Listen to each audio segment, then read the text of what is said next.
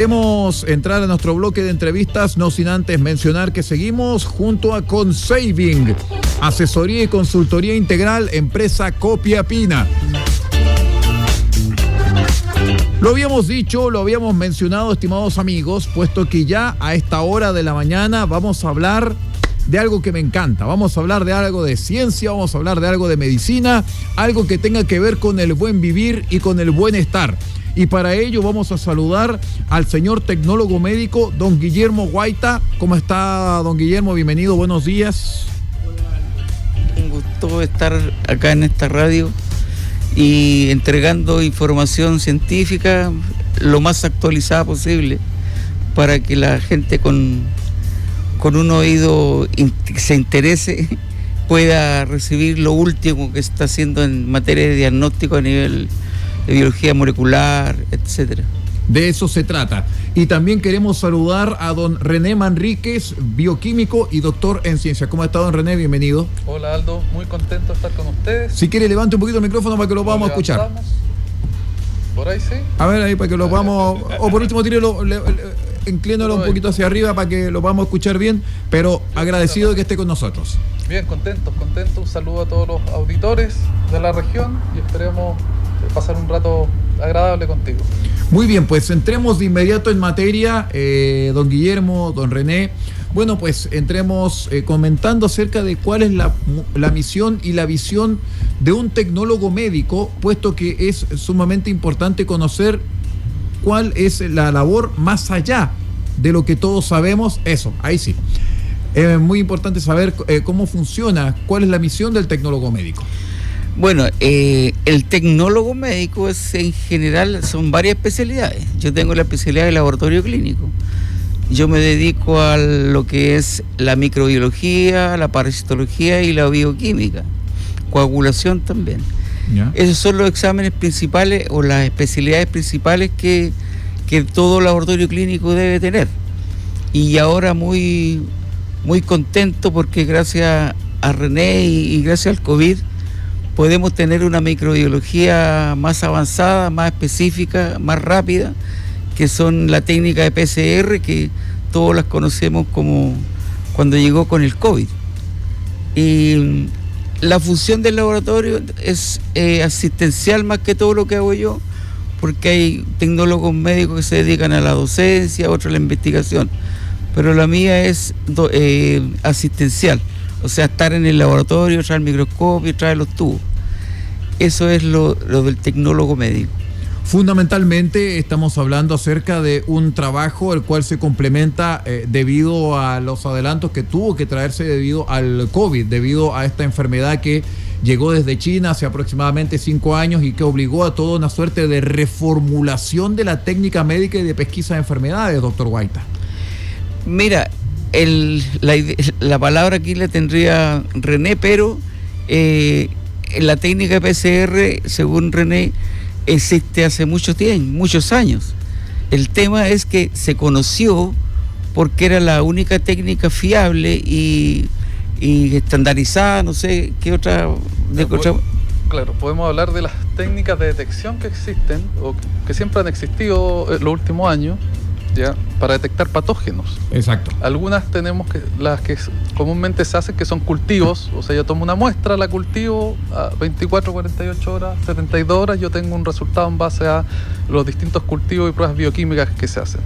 Otra forma de hacerlo es a través de inmunofluorescencia, que también yo puedo tomar una muestra y usar anticuerpos específicos, ver fluorescencia al microscopio, pero igual requiere cierto tecnicismo y cierto tiempo para evidenciar el patógeno. Esto que usted menciona son procedimientos estándar, ¿verdad? Estándar, ya, sí. Perfecto. Pero la técnica de PCR, como bien decía don Guillermo, es una técnica fue creada en los años 80, ¿ya? Que usa una enzima que se llama DNA polimerasa y lo que hace es amplificar ADN. Todo lo que tenga ADN, virus, bacterias, los humanos, las plantas, moluscos, lo que sea, puede ser amplificado por PCR. Exacto. Y esa técnica existía, pero es cara. La biología molecular, hasta hace un tiempo, bueno, la biología molecular es cara. Las enzimas son caras, las sondas que se utilizan o primers que se utilizan son caros. Entonces, si bien era la técnica gold standard a nivel mundial, no era lo más usado acá en Chile. Sí estaba montada en algunos lugares. Entonces, cuando viene COVID, se empieza a utilizar, a volver su uso, o sea, el uso necesario por la rapidez y por la precisión de la técnica. Hay algo que me llama poderosamente la atención y dejo la pregunta abierta, por favor, para don Guillermo y para don René. Una de las cosas importantes que dijo don Guillermo, fuera de micrófono, y me lo comentaba, era que, por ejemplo, antiguamente cuando se mandaban este tipo de pruebas PCR a otro lugar que no fuera Copiapó, se marcaba la diferencia entre la vida y la muerte de un paciente por el tiempo transcurrido entre la llegada de la prueba y una toma de decisiones que podría redundar en un tratamiento médico adecuado. ¿Cuál es el cambio dentro de la perspectiva de la biología molecular y de la tecnología médica cuando llega el COVID-19? ¿Cómo los pilla? ¿Cómo los prepara para hacer este cambio? Bueno, términos nacionales, términos regionales. Términos regionales primero. Yo les puedo comentar un poquito la historia de lo que fue el COVID, porque yo monté el laboratorio de COVID de la Universidad de Atacama, así que estuve ahí donde el las famoso, papas queman. El laboratorio de biología molecular. Sí, ya, así es. Muy bien. O sea, para contarles rápidamente la historia, estamos hablando 2022. Exacto. Marzo de 2022, César Echeverría, que lo conoce, fue el director del laboratorio, yo fui el director alterno, sí, con César. César me hace un WhatsApp para todos los investigadores de la Universidad de Atacama, yo en ese entonces trabajaba en la universidad, y dice, ¿sabes qué? La región no tiene laboratorio de biología molecular, hay que formar un laboratorio. Y por la casualidad, se dieron muchas coincidencias virtuosas en ese entonces. Yo ya tenía información, yo ya había hecho en el verano una carpeta con información, estas son las técnicas, porque yo me dedico a la biología molecular, toda mi carrera me he dedicado a la biología molecular. Entonces, cuando salió el COVID, yo empecé a reunir antecedentes. Entonces le dije, mira, César, acá está la información, acá está la carpeta, estos son los proveedores, envía a comprar enseguida porque esto se va a cerrar en algún momento. Yo estaba justo en Valdivia. César me llama y dice, René, tienes que venir porque tenemos que montar, no hay laboratorio. La universidad había un solo equipo de PCR, termociclador se llama. ¿Uno solo? Uno solo. Yo que en Valdivia sabía los datos, por ejemplo en Puerto Montt, en Valdivia, habían alrededor de 25 en la Universidad Austral de Chile. Puerto Montt, como tiene la salmonera y hace detección de patógenos, tenía un clúster de laboratorios que tenían 50 equipos de PCR. O sea, en la región había un solo. Y yo justo llego acá, empiezo a ver el equipo, y justo el equipo que yo había usado hace 10 años era el mismo equipo, pues no tenían, justo el equipo estaba solo, no tenía su computador, no tenía su software, yo lo tenía en mi computador, así que lo empecé a revisar. Lo cargó, esto está funcionando, y desde el hospital, llegó un miércoles, jueves nos traen muestras y determinamos que es posible detectar acá en la región. ¿Qué ocurría en ese entonces? La región enviaba Antofagasta con 8 días de fase. No sabíamos qué pasaba. No sabíamos, todos teníamos miedo. Hoy en día la gente le toma como, COVID, como si fuera un resfrío, pero en ese entonces no sabíamos, no teníamos vacunas tampoco. Entonces, el COVID era visto como sentencia de muerte. Sí. Otra coincidencia, otra cosa virtuosa, que yo parte de mi doctorado lo hice en España en un laboratorio de bioseguridad nivel 3 en Madrid. Por lo tanto, tenía en mi mente, yo sabía todos los protocolos de bioseguridad. Entonces, cuando César me muestra el laboratorio, yo le digo, mira, vamos a cerrar acá, estos son los protocolos, vamos a hacer todo esto. Cuando demostramos que pudimos detectar COVID en las muestras en ciegos que nos trajo al hospital, tanto el gobierno, el sector público como el privado se pusieron a nuestra disposición y nos entregaron recursos. Entonces, ahí empezamos a armar el laboratorio. Y como bien tú decías, fue poner esta tecnología que estaba. O sea, como yo te digo, yo en mi área de investigación soy científico, entonces yo usaba biología molecular, PCR estaba a la orden del día, pero no en el área de salud. No había ningún laboratorio en la región, acá en la región, que tuviera un área de biología molecular.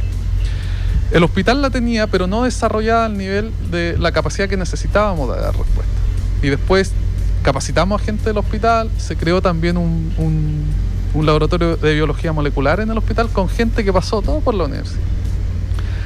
Así que marcó, como bien tú decías, marcó la rapidez de montar una tecnología que ya estaba, no inventamos nada nuevo, fue transferencia tecnológica. Eso es lo que hicimos, desde la universidad hacia el bien comunitario, transferencia tecnológica para salvar vidas, porque sí se salvaron vidas. De hecho, hay algo que nos llamó poderosamente la atención, insisto, a esta hora estamos conversando junto con Guillermo Guaita, tecnólogo médico, y también con René Manríquez, bioquímico, doctor en ciencias, a través de Radio Madero, también a través de la televisión. Hay algo que nos llamó poderosamente la atención dentro de lo que significaba la detección del COVID y para poner fin a este paréntesis del desarrollo de la tecnología molecular hasta ahora, cuando se hizo el mapa genómico del COVID en el año 2021, si no me equivoco, hasta 2022, una iniciativa que comenzó a realizar justamente el área médica de la Universidad de Atacama con todos los pacientes que en ese momento se estaban contagiando de COVID y que donaban sus células para que se pudiera hacer este mapa genómico. ¿En qué terminó eso, si ustedes lo saben? Porque de repente yo llegué hasta el 2023 con el tema del mapa genético y de ahí no supe más. Sí, es un proyecto que nos invitaron a participar, porque en la universidad hicimos tan bien el trabajo en la universidad que desde todo Chile nos felicitaron y nos invitaron a participar en este proyecto que se llamaba Chile Genómico, ¿ya? De la Universidad de Chile, liderado por la Universidad de Chile. Entonces lo que hicimos nosotros fue, en ese proyecto, como bien tú dices, invitamos a personas de la región que hayan pasado por COVID y evaluar su genética. La genética, estamos hablando del ADN. Cada uno de nosotros tenemos un ADN que es común y distinto, que nos hace distinto a cada uno de nosotros. Y podemos entrar más en detalle del ADN en un momento. Y ese proyecto recolectó las muestras y ese proyecto, bueno, yo ya salí de la universidad, pero lo lidera la Universidad de Chile y debe haber contactado a las personas y enviado ya la información de su genética. Lo que se trataba de buscar era si es que habían marcadores en el ADN que pudieran estar asociados a una respuesta, a una mejor respuesta al virus. Porque todos sabemos que muchos pacientes tuvieron COVID y ni supieron. Otros murieron. Y otros murieron. O sea, tenemos un espectro de respuesta sintomatológica distinta en la población. Entonces, una de las preguntas, ¿por qué nació ese proyecto? Era si es que desde nuestra genética había algún componente que nos pudiera decir que estábamos favorecidos para la respuesta. Protegidos. O protegidos de alguna manera. Y hoy en día, don Guillermo, en virtud de las muestras que usted analiza como tecnólogo médico, en virtud de lo que hemos estado conversando acerca del COVID-19, en virtud de lo que hemos estado hablando acerca del virus y de sus variantes, ¿estamos más o mejor protegidas las personas de acuerdo a las muestras que usted evalúa, de acuerdo a los resultados que usted tiene? Yo creo que estamos más protegidos por el tema de las vacunas. Hay mucha gente que está vacunada y obviamente el riesgo que tiene de sufrir un COVID grave está controlado. Y lo otro, ya con el paso de la enfermedad, mucha gente sabe cuáles son los riesgos. Por ejemplo, la persona obesa, hipertenso, que están ya inflamados. Esa información no se sabía hasta que empezó a fallecer gente. Pero la estadística que tenemos en este momento es muy baja, porque la casuística ahora ha bajado demasiado. Yo, como resultado, yo creo que a nivel mundial, el hecho de ya saber cómo nos ataca, pero falta mucho todavía para ver el tema del genoma y qué gen puede estar protegiéndonos. En Copiapó tenemos muy poca pesquisa de COVID. No sí de otras enfermedades por otros virus, que en este momento hacemos más de 20 detección de patógenos por PCR. De hecho, ustedes como laboratorio clínico no tan solo trabajan en enfermedades detectadas por virus, sino también trabajan sobre todo con enfermedades detectadas por bacterias, sí, que también son las famosas infecciones, sí, que también son un montón de problemas que se van generando dentro del cuerpo humano, y me imagino que también estas bacterias tienen que haber ido cambiando, tienen que haber ido mutando. A lo largo de la experiencia, pregunta abierta, ¿cómo se ha ido modificando o cómo ha ido cambiando la experiencia de la detección de enfermedades por bacterias? Te voy a hablar de mi punto de vista, porque yo tengo 40 años en el circo. Por eso le digo, por eso que quiero dejar la pregunta abierta. Para mí, en los años 80, cuando yo estaba en la universidad, la PCR no se conocía, o se conocía la electroforesis, donde separaban los cromosomas, el cariotipo. Y con el tiempo, y ahora que llegó la PCR más masificada, yo veo que la PCR es lo que va a reemplazar a la microbiología actual. Porque como bien dice René, uno cultiva y hay una demora de 48 horas.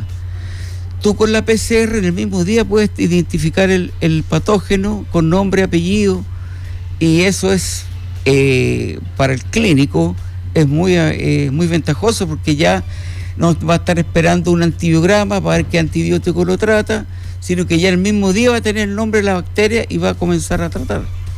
Correcto. Para mí la PCR es, como digo, insisto, en la microbiología del futuro.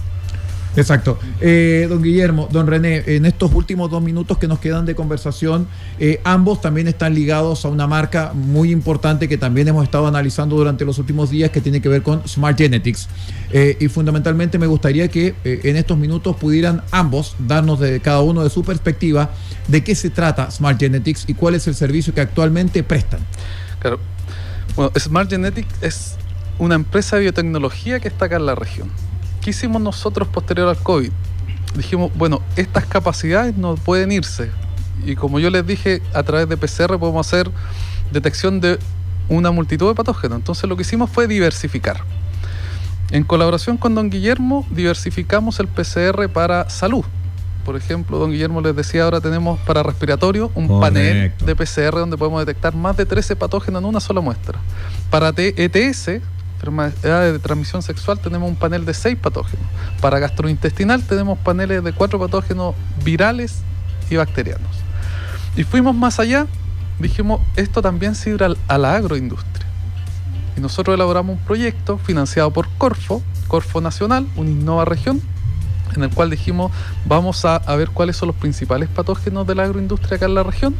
En viñedos principalmente nos enfocamos, cítricos, jojoba, palto, olivo obviamente, y diseñamos un set de sondas para PCR para elaborar un ensayo que pueda monitorear y diagnosticar en suelo o en hoja.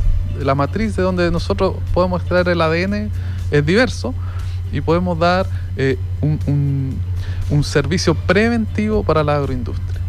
Y hoy en día, claro. Y hoy en día hemos adjudicado otro proyecto Corfo acá en la región de capital humano y nos vamos a dedicar a generar ensayos de PCR para la acuicultura de la región y de la macrozona norte. O sea, pasamos de la tierra al agua. Sí. Hemos diversificado nuestra matriz. Correcto. Don Guillermo, ya nos quedan 1 minuto para poder terminar esta conversación. Me gustaría que junto con agradecerles tanto a don Guillermo como a don René pudieran realizar la invitación para que la gente pueda conocer de qué se trata su servicio, tanto de laboratorio tecnólogo médico como también del servicio de bioquímica, medicina a nivel celular, y también el servicio de Smart Genetics. Por favor, don Guillermo. Bueno, lo que me corresponde a mí es la parte del laboratorio clínico, salud. René es la parte agroindustria. Yo quisiera sugerirle a los médicos de Copiapó, porque casi muchos no están ligados a laboratorios que están en otros centros médicos y no tienen poca información de lo que estamos haciendo nosotros actualmente, porque la mayoría de los laboratorios que están afuera derivan a Santiago y ahí tienen una demora más o menos importante. Nosotros hacemos lo mismo que hace el laboratorio, por ejemplo, Barnafi, para técnica de biología molecular. Solamente decirle que está la tecnología para detectar patógenos rápidamente y específicamente. Muy bien. Don René. Bueno, nosotros invitarlos a que se acerquen a Smart Genetics. Pueden buscarnos en internet o pueden llegar al edificio que está en Rodríguez 483, oficina 601. Nosotros tenemos la visión de transformar la región desde la mirada de la ciencia. Y queremos rápidamente trasladar hacia esta transferencia tecnológica, estas capacidades que nosotros tenemos en biología molecular, a solucionar problemas de la región. Muy bien, pues muchas gracias a don Guillermo Guaita, tecnólogo médico, don René Manríquez, bioquímico, doctor en ciencias, el hecho de que hayan estado con nosotros y hayan conversado con nosotros acerca de esto tan importante que de repente puede ser trivial, pero que también es necesario saberlo. Cómo funciona el trabajo de un tecnólogo médico y cómo un bioquímico puede aplicar sus conocimientos para la protección de la vida, la protección de la salud y el buen estilo de vida. Así que muchas gracias por estar con nosotros. Con tecnología de punta. Con tecnología de punta. Muy contento, muchas gracias, saludos a todos y buen fin de semana, ya estamos cerca. Sí, pues, muchas gracias. Gracias por eso. Muy bien, pues. Gracias Aldo. Gracias. Estamos junto con don Guillermo Guaita y don René Manríquez acompañados. No se muevan nada porque como estamos en televisión, capaz que se vean en cámara cuando se muevan. Así que nosotros vamos a ir a la música, estimados amigos, y vamos a regresar porque luego en un ratito más vamos a seguir hablando de ciencias. Claro que sí, porque tenemos de invitada a la Seremi de Ciencias de la Macrozona Norte. Así que espérenos, no nos deje.